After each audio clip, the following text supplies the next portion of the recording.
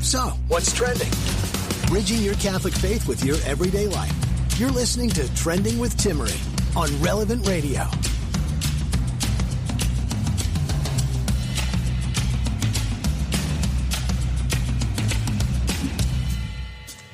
Welcome back to Trending. It's great to be with you here on a Wednesday. Joining us every Wednesday is Associate Marriage and Family Therapist Michael Gasparo. He'll be with us in just a little bit, and we'll dive into topics surrounding grief and how to handle grief in the midst of the ever-changing culture surrounding quarantine, maybe the loss of loved ones, or various things that we might be going through. We'll also talk about virtue signaling from a Catholic perspective and what we can learn about ourselves and what might be going on deep down inside, and relate this to recent comments that Ricky Gervais, actor and comedian Ricky Gervais, made with regard to The Office, free speech, and a lot of the silencing of various conversations and pressure people feel in our culture about what they can and cannot say. Also, yesterday, if you joined us, we had an awesome segment on career strategies.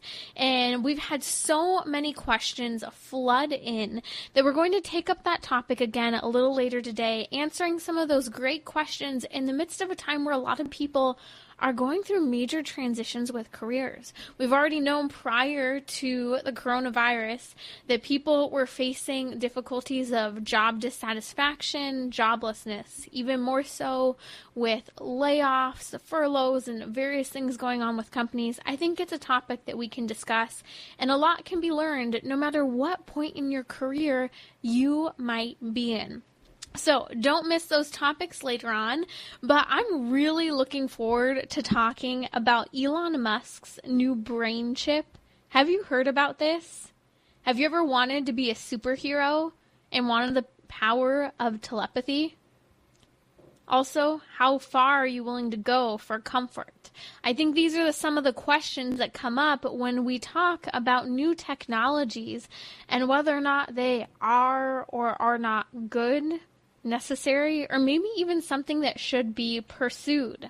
If you're just joining us, go ahead and give us a call. The number's 1-888-914-9149. Give us a call, have your voice heard. I would love to hear your thoughts, especially on this brain chip. We're going to break it down here. I mean, who would voluntarily go through with brain surgery?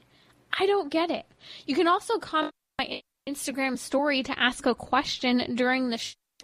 Just head over to relevantradio.com/trending, and you can connect with us on social media. Ask your question by heading over to my Instagram. Right there on my story, you can type into the question box, and we'll take your question during the show. So Elon Musk launched this company a couple years ago. It's called Neuralink. And he announced in a 2019 presentation that they had developed a new machine capable of connecting brains directly to computers. That's right. You want your brain uploaded to a computer? We're not just talking Marvel, Agents of S.H.I.E.L.D. and other television shows and movies that have taken this topic up. I have to tell you, I stopped watching Marvel, Agents of S.H.I.E.L.D. when the whole show started to be about uploading your brain to a computer and living in a virtual world. Because the reality is, these technologies are being developed. And these are things that people do want to engage in, even for the sake of foreign intelligence. And heading in, and maybe you have a prisoner and you want certain information from him, just upload him to the database and get the information. I find that even for my own worst enemy to be problematic from a Catholic perspective. So let's talk about this a little bit. So some of the things that you might hear coming out about the new Elon Musk computer brain chip is that it will help to cure depression and anxiety.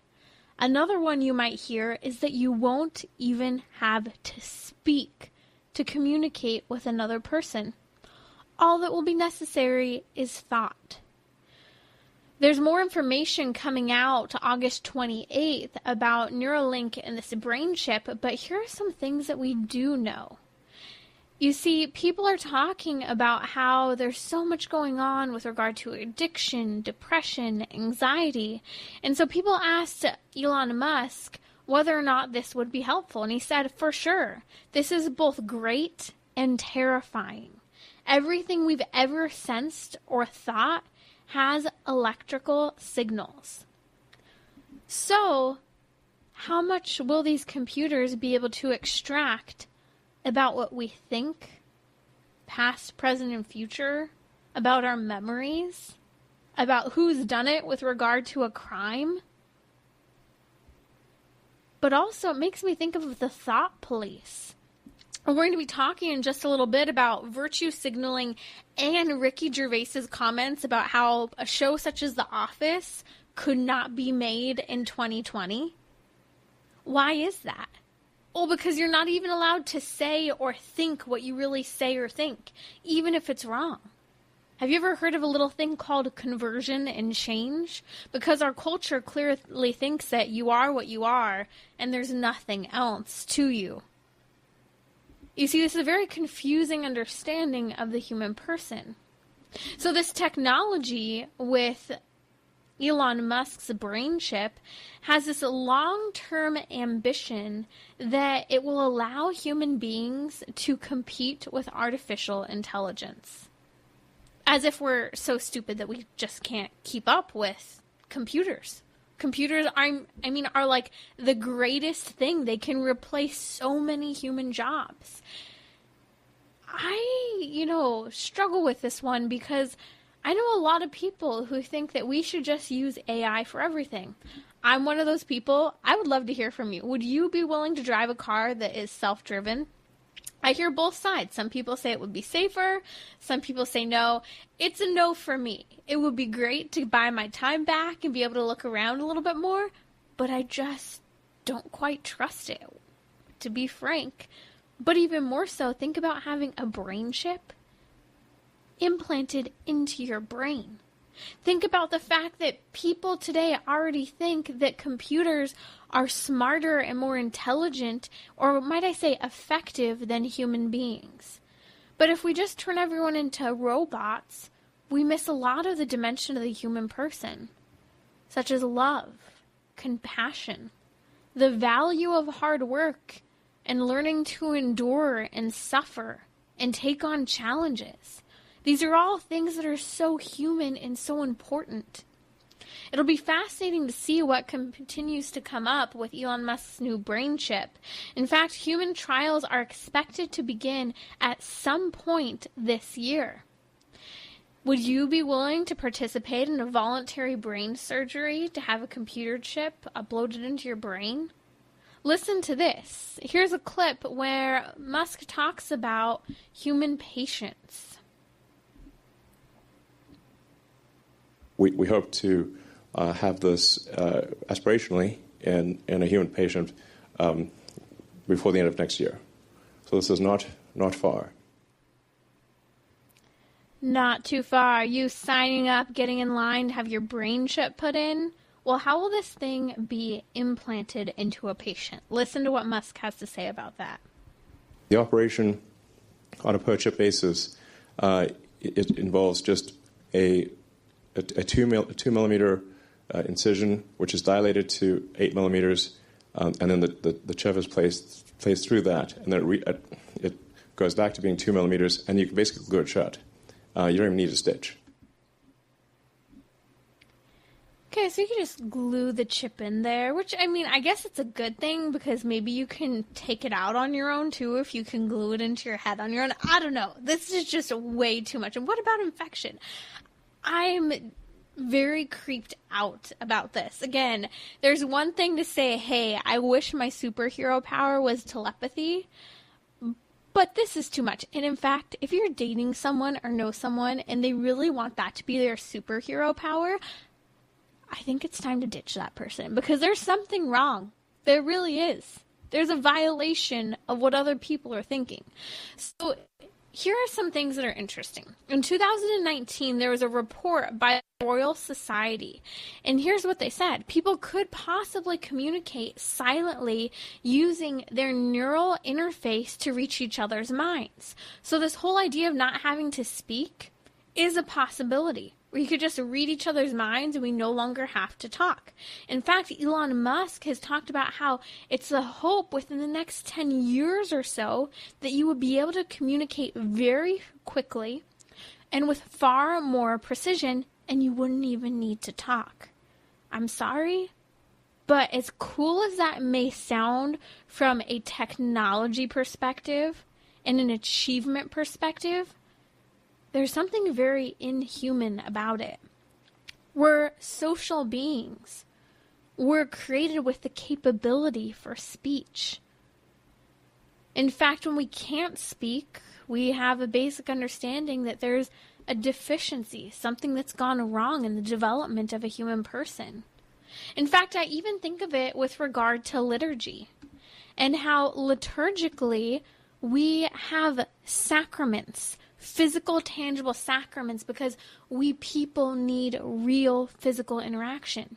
Jesus Christ spoke. Jesus Christ breathed the Holy Spirit onto the apostles. You see, God came down and took on human nature and interacted with us in a human way, using words. And in fact, if we reduce communication to the level of thought, there's so much that's already misinterpreted in an email or a text message. There is this loss of body language and facial expression that shows so much more about what's really going on in a person's mind. Emotions and needs, desires, joy, happiness.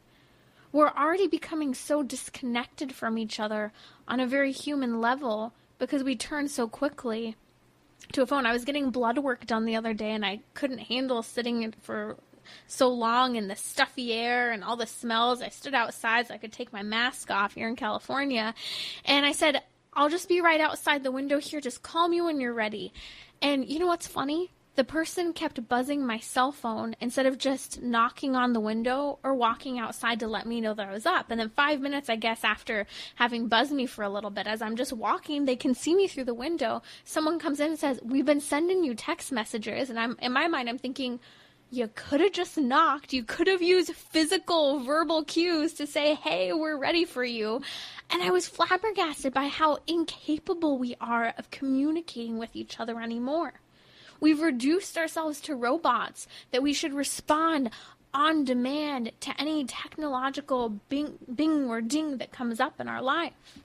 I was talking to my husband about this, and he made a couple comments that really stood out to me. Although this is incredible research, incredible science, one, people could hack into your brain from the perspective of a computer, and who will be the thought police on that? I also think it's important to recognize that private thoughts should be allowed to be kept private. And I mentioned early on that I wouldn't even wish it upon my worst enemy that we use these technologies to ascertain information from them. You see, we weren't created to meld with a machine. But what are we willing to do for comfort?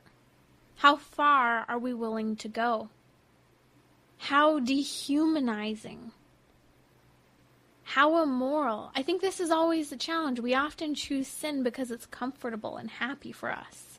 And I'm not just saying this technology is sinful and evil. I'm saying there's some real concerns that we have to take into consideration as new technologies are created. And this one is a no for me. You're listening to Trending with Timmery. It's great to be with you. If you have a question, go ahead and give us a call at 1-888-914-9149. Or you can go ahead and comment on my Instagram story where we have a question box put up during the show. Just head over to relevantradio.com/trending to connect on Instagram and other social media.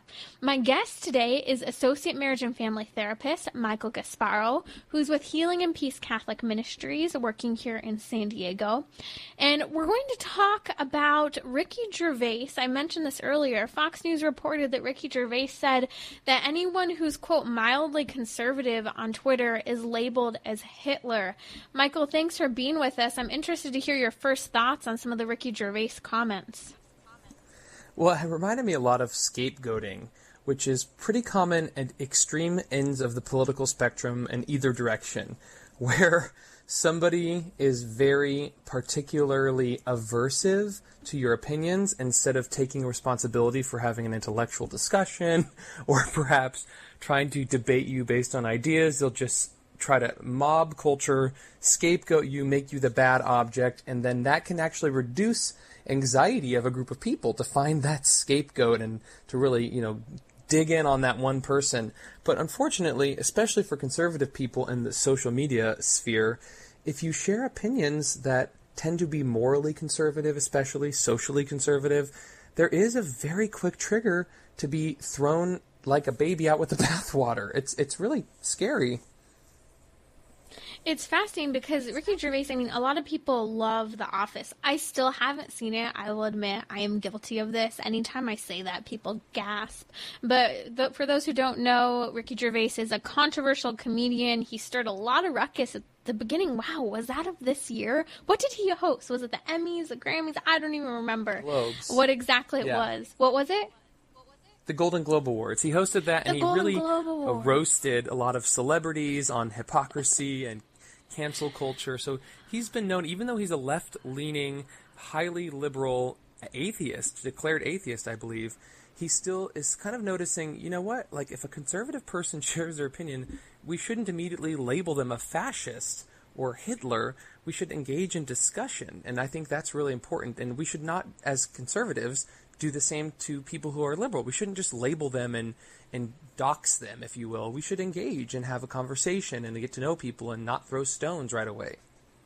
And it's fascinating, Michael, because Ricky Gervais is like the epitome of living and believing in relativism. Like, he is all for you do you, you believe, you think, you do whatever you want, that's fine. But at the same time, he's really coming down hard this last year on seeing like there's a little bit of a moral conversion taking place here. He roasted in a very shocking way a lot of people at the Golden Globes. We talked about it here on Trending, and he upset a lot of people. I think, remember Tom Hanks? There are so many great photos of how upset he was during the Golden Globes at what Gervais was saying. But he's also starting to say, hey, I may say you do you, but that doesn't mean we should silence people. And the example of, we couldn't even make a UK version of The Office today. He also comments on how social media really does amplify everything that's being said. And at one point he commented, and I loved this one, he said, offense is good because it makes you think. And it makes you come up with an argument. And he said, and what's happened recently is that I'm offended has replaced an argument. I think this is a really good example of what you're talking about with that scapegoat. You see, we don't want to dialogue and engage in a conversation, so we just say, I'm offended. Or, I loved it when everyone was talking about trigger warnings and being triggered. Like, I'm triggered, so we just can't go there. And Gervais calls this one out, like we should be engaging in a dialogue. So, Michael, relate this back to the psychology of scapegoating and virtue signaling. What do you mean by this, and why is this actually causing deeper psychological confusion for those who are engaging in it?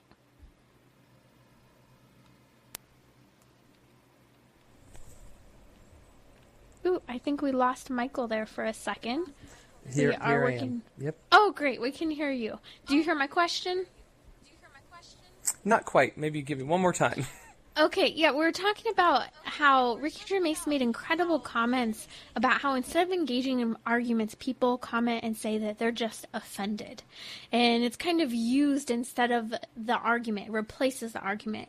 So you were talking about the psychology of scapegoating and even virtue signaling from a Catholic perspective. Can you discuss how this lack of engagement in an argument is actually causing deeper psychological confusion for us? Well, it stems from deeper psychological confusion. For the introspective person, and as Christians, we're called to the interior life, to reflect on our own sins. As we say at Mass every week, mea culpa, me maxima culpa. We don't go into Mass and point at other people and say, for your fault, for your fault, for your most grievous fault. We say, for my fault, for my most grievous fault. I come before the Lord humble and asking God for not only the grace for forgiveness, but the grace to even see our own sin. Timmery, if I had a nickel for every blind spot I had, I'd probably be a very rich man. And so I think the key here is when psychological focus is on the ego and on protecting the sense of self instead of on turning towards God, whose light shines on us so we can see ourselves more clearly as we are, we're more likely to be that person that picks up Twitter and just blasts everyone and ha ha ha, look how evil and horrible all you guys are. Meanwhile, unwilling to look at our own shortcomings. And we're all tempted towards this, okay? So I'm not on a high horse here. But I am going to say that, as some bishops and leaders in our church have mentioned, the online forum to do this, as Catholics, we have to stop.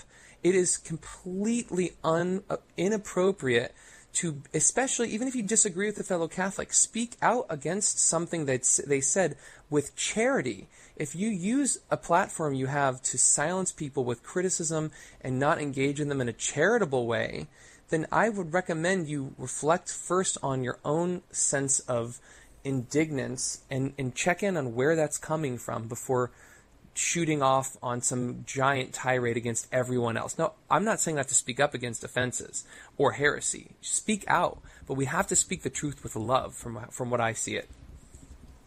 These are such great points, Michael, especially because you mentioned, this stems from a psychological issue. This kind of inhuman element where we're just pointing and looking at others rather than being introspective and understanding I'm called to conversion, I'm called to change, I'm an person with an intellect who can come to know something and choose it. It's basically saying you can't know anything and you can't even choose it. Like it's almost treating the person like they need to just be a robot responding to things rather than seeing truth and engaging and grappling with that truth. Yeah. Well, and then in the psychological realm, I think it's good to think about societal stress and anxiety can build based on circumstances. And when we have heightened societal stress through political years or the pandemic with the coronavirus, that stress tends to be released in some way. That heightened anxiety, heightened social stress can find release by people turning their anxieties onto, like we said, a scapegoat. And that's where online, especially when you're anonymous and you're able to do so from the comfort of your bedroom where you don't have to face backlash even from the words, the hurtful things you say, that is an attempt to reduce your anxiety, and collectively it's like, haha, we found the sacrificial lamb. And yet it doesn't move the needle towards actually repairing or healing the underlying issue that causes a symptom, which is we all have to come to terms with who we are as children of God. We have to come to terms with our own mortality. We have to come to terms with suffering in the world and see how our relationship with God impacts our view of suffering. And scapegoating doesn't fix that. It just temporarily alleviates some of that anxiety. So if you're in the habit of scapegoating, because it's something we all do.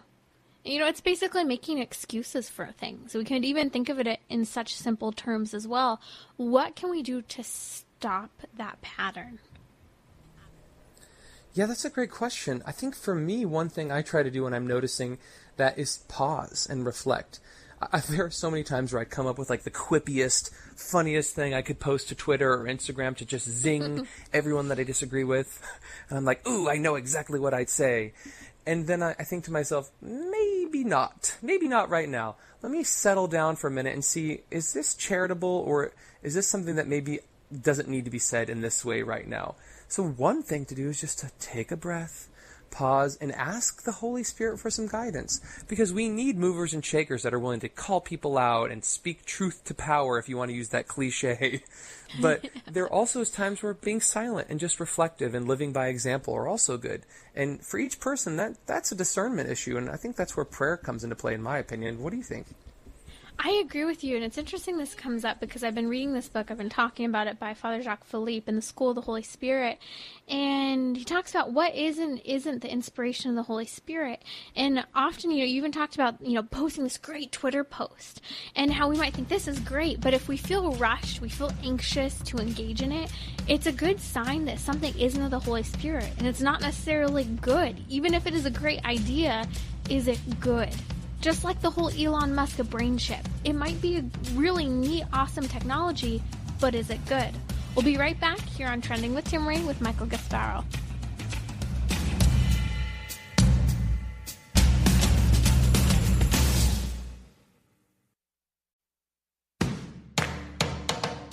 We're talking about what you're thinking about. You're listening to Trending with Timmery on Relevant Radio and the Relevant Radio app.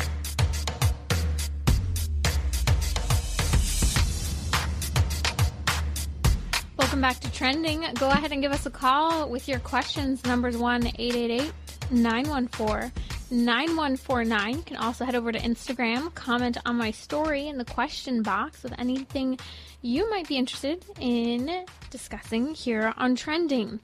So recently it came out that Amazon has banned advertising for a brand new book talking about how transgenderism harms specifically young women. The book's titled Irreversible Damage, The Transgender Craze Seducing Our Daughters. I was just talking to someone the other night about how out of nowhere transgenderism has become an even greater issue than it ever was before. And it was predominantly that boys, more so than girls, real biological boys struggled with gender dysphoria more than girls. It wasn't very common among girls. But with this new push for transgenderism, the forcing of it into the education system, a lot of people have become confused. And during natural developments and changes in a young woman's life, rather than being guided through these to understand that self-esteem, changes in the body are normal, girls are being encouraged to reject, question, deny their own body, their own sexuality. Joining me is Associate Marriage and Family Therapist Michael Gasparo. You can find him at healingandpeace.com. That's Healing and Peace Catholic Therapy Services. Michael, I would love to get your thoughts on this new ban. So this book is available on Amazon, but it's not allowed to be advertised for. Amazon has said no way because it's dangerous for people. Wow. Can you start by sharing with us a little bit as to why this book was written and how you've seen this in your own practice as a therapist? The first thing to remember is that for a lot of people, Timmery, for over 90% from what I understand, who have gender dysphoria in childhood, it will resolve naturally without intervention to where that child will accept their natal birth, their sex at birth, into adulthood. So when we have this narrative in our culture that says, you know what, no matter what, if there's any inkling of gender dysphoria or confusion, we need to affirm it and explore it and experiment with it, that is actually usurping a child's right to let the process just unfold naturally and accept who they are before some kind of crazy intervention, medical, surgical, or otherwise, causes them immense lifelong issues to become cause lifelong sterility or other serious concerns. Amazon has been shown to be a thought police recently. They'll keep very crazy books written by dictators and fascists on their website, but limit people who want to write about challenging the transgender narrative or the LGBT agenda. And this has got to stop. Amazon is clearly hypocritical in the way they're approaching these kinds of bans, and I have serious concerns about it for that and many other reasons. Michael, I'm looking at this really from so much of the perspective of young girls, and I keep saying that transgenderism for girls is a new anorexia, and I'm fascinated fascinated because the author of this new book, Irreversible Damage, The Transgender Craze Seducing Our Daughters, the author, Abigail Schreier, actually comments on how this is the new anorexia. And she talks about cluster outbreaks among female friend groups in middle school through college where they're suddenly coming out and identifying as transgender. And she talks about the harms of this for the girls, especially the irreversible damage, which you mentioned, which in some cases is experimenting on children in the case of minors. It's absolutely atrocious. But I want to talk about this a little bit from the perspective of how girls struggle with insecurity. And this is a natural process that many girls go through as their bodies are changing. And it's becoming increasingly more difficult as there's a lack of affirmation from parents and from older adults in their lives about, that's okay, this is a transition, it's normal, it's a part of human life. Instead, we don't really cover those uncomfortable and awkward topics. And I think that this is a great contribution, unfortunately, to this confusion about gender identity. Can you speak to this and this self-esteem struggle many girls are going through? Well, many young women, especially in the age of social media, engage in negative comparison. It happens with young boys too, but we know through a lot of good research that women experience this at adolescence at a heightened level, which can lead towards increased depression, suicidality, and this negative comparison could easily slip into gender questioning itself. But it's also noteworthy that there is a massive correlation that's emerging in research in the United States and other places between autistic young women and gender dysphoria.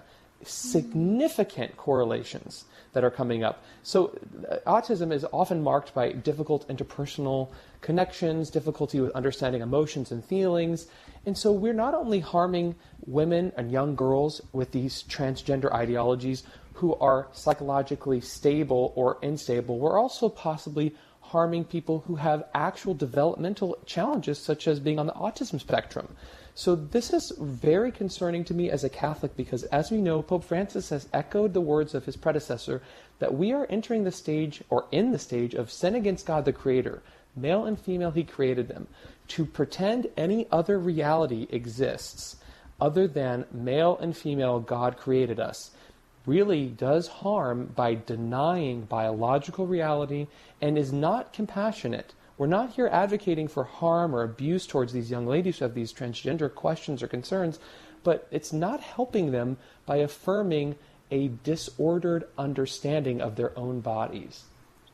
Wow, that's so profound for us to emphasize, whether it's a young woman going through a challenging experience, whether it's difficulties with a transition of puberty and new responsibilities, or perhaps that a young girl does have some developmental challenges, whether autism or other underlying health conditions that are going on. This transgender movement is harming girls and their futures, and at times creating irreversible damage.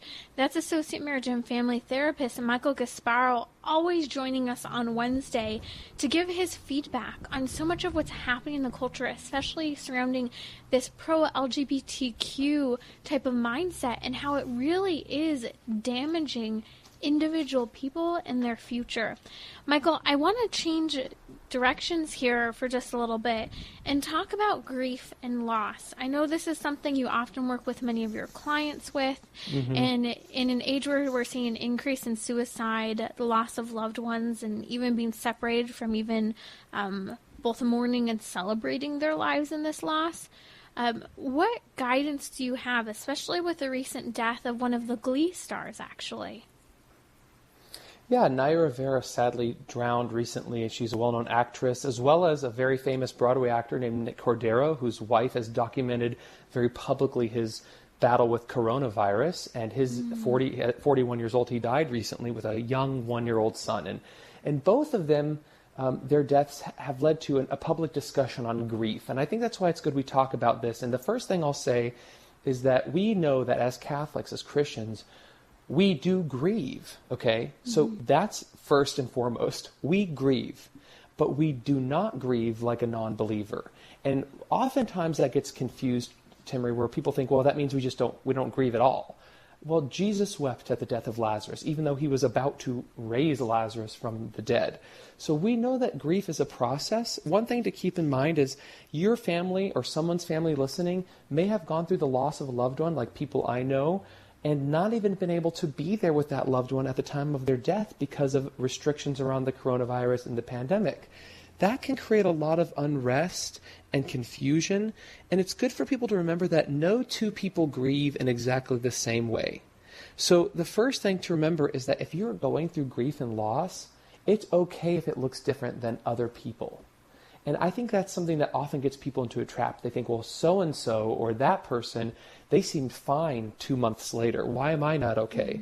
And everyone grieves differently. Now, the flip side of that coin, Timmery, that's really important for people to understand is also that we don't want you to get stuck in grief.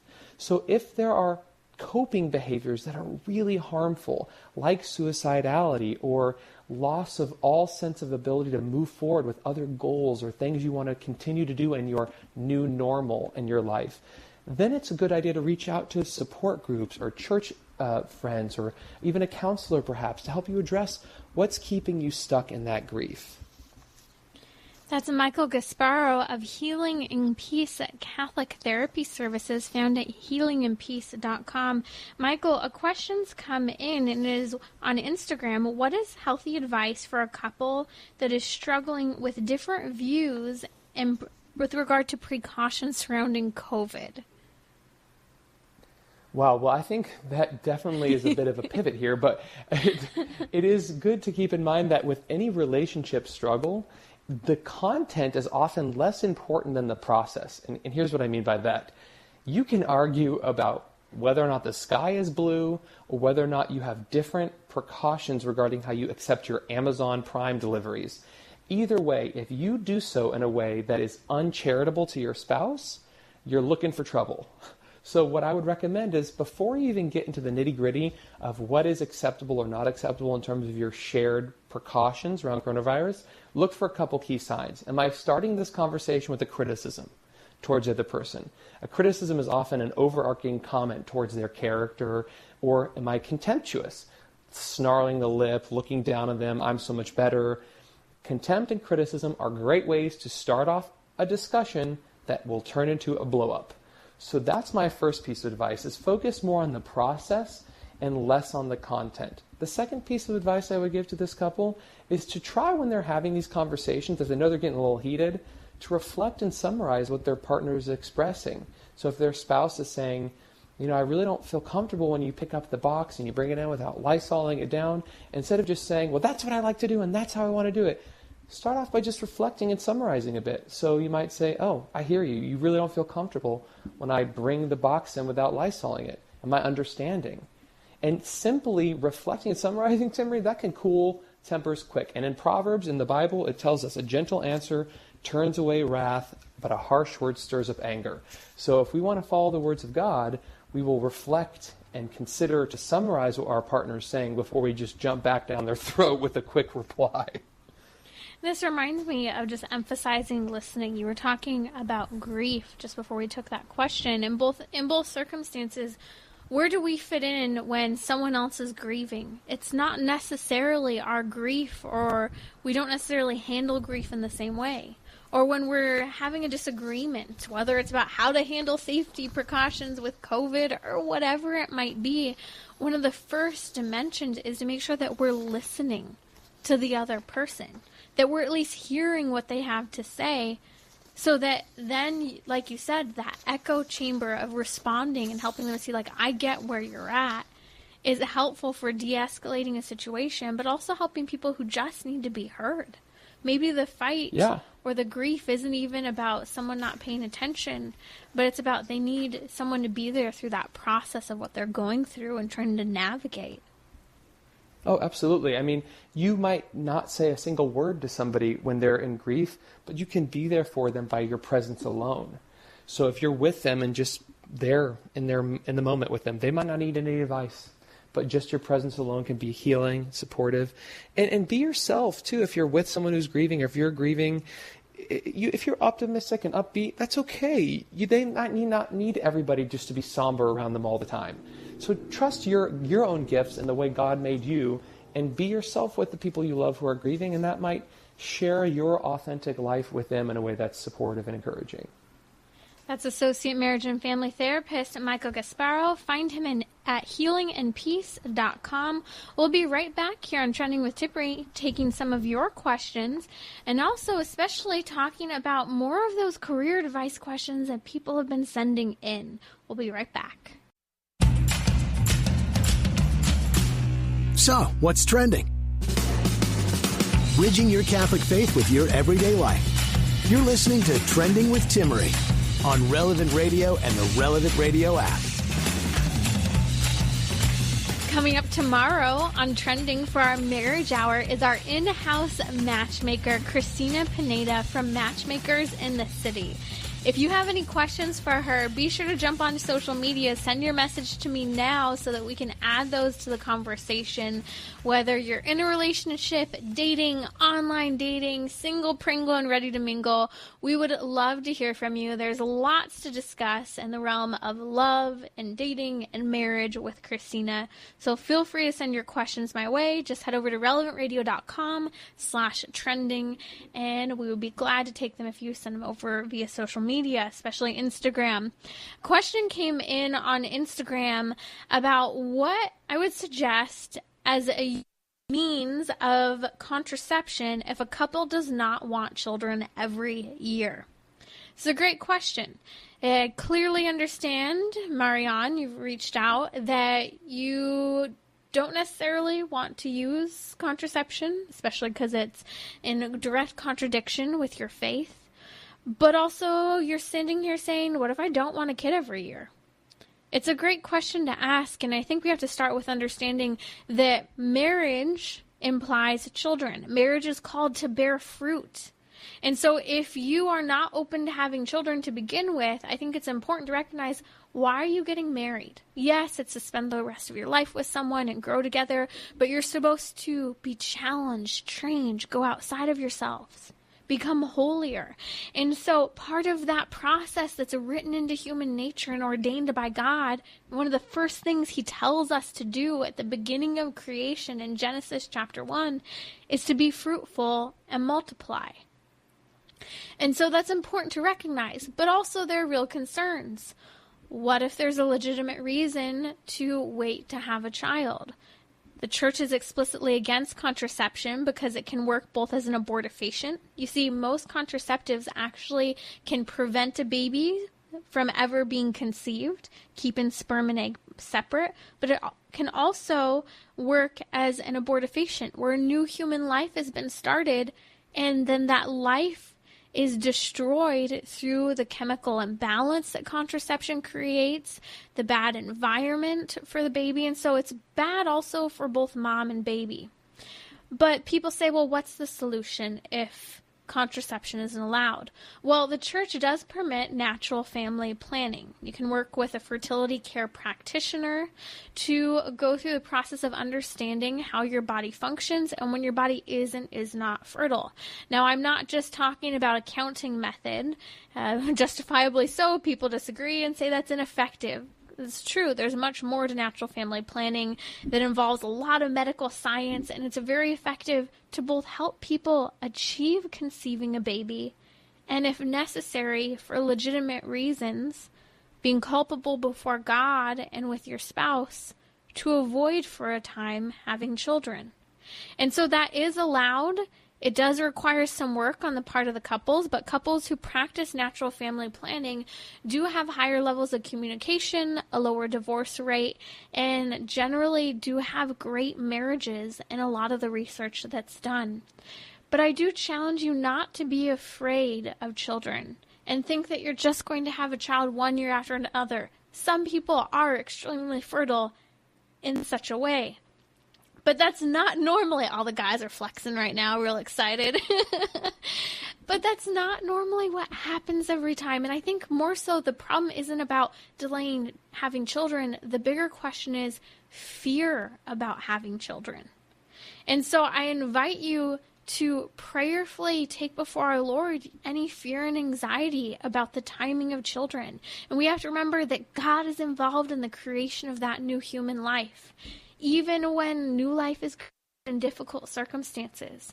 And so we need to take our intentions before the Lord and allow Him to work on them and to bring about the journey He has for each and every single one of us that will ultimately bring about our holiness. Now, I want to come back now to the question of career.